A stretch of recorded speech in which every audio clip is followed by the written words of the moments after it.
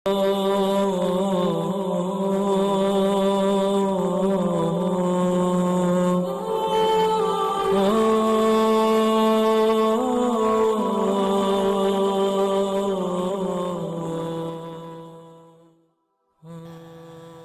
باللہ من الشیطان الرجیم، بسم اللہ الرحمن الرحیم۔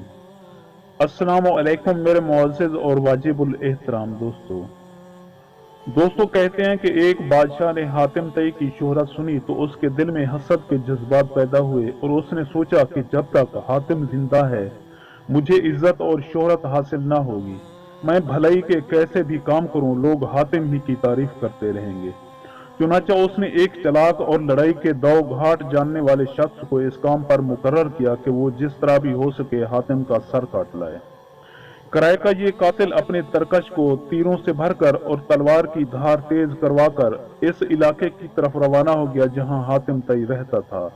وہاں اس کی ملاقات ایک بہت ہی خوشرو، خوش گفتار اور خوش اتوار شخص سے ہوئی۔ جب اسے یہ معلوم ہوا کہ یہ شخص مسافر ہے تو وہ کرائے کے قاتل کو اپنے گھر لے گیا اور ایسے خلوص سے اس کی خاطر تواضع کی کہ وہ اس کا گرویدہ ہو گیا۔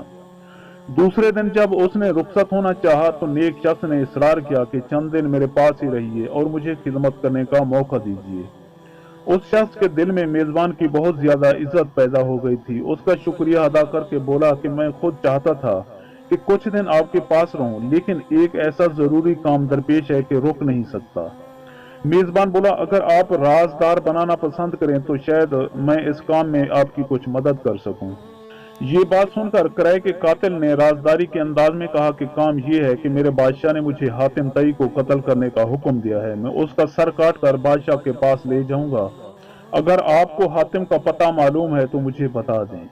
یہ سن کر وہ شخص مسکرایا اور سر جھکا کر کہا کہ حاتم طائی تو میں ہی ہوں، آپ شوق سے میرا سر کاٹ لیں اور اسی وقت روانہ ہو جائیں۔ اگر یہ کام اب نہ کیا تو ہو سکتا ہے کہ لوگ پھر آپ کو ایسا نہ کرنے دیں اور نقصان پہنچائیں۔ حاتم طائی کی یہ بات سن کر وہ شخص اس کے پیروں پر گر گیا اور اس بات پر شرمندگی کا اظہار کرنے لگا کہ اس نے ایسے عظیم و شان سردار کو نقصان پہنچانے کا ارادہ کیا۔ اس نے اپنی تلوار اور ترکش ایک طرف پھینک دیا اور یہ کہہ کر وہاں سے روانہ ہو گیا کہ قتل کرنا تو بڑی بات ہے، میں تو ایسے معزز سردار کے جسم پر پھول مارنا بھی گوارا نہیں کر سکتا۔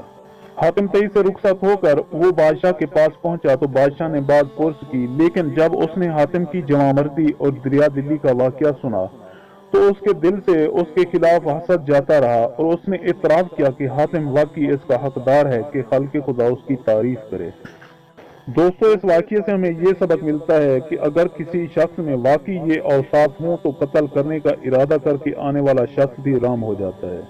پھر یہ بات بھی نہیں ہے کہ یہ اوصاف صرف پیدائشی اور خاندانی ہی ہوتے ہیں، بے شک انسان کو بہت سے اوصاف اپنے اجداد سے بھی ملتے ہیں، لیکن خدا نے یہ صلاحیت ہر شخص میں رکھی ہے کہ اگر وہ کوشش اور مشق کرے تو اپنے اندر بہترین صلاحیتیں پیدا کر سکتا ہے۔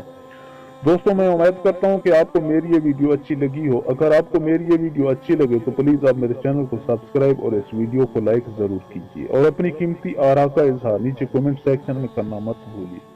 شکریہ، خدا حافظ۔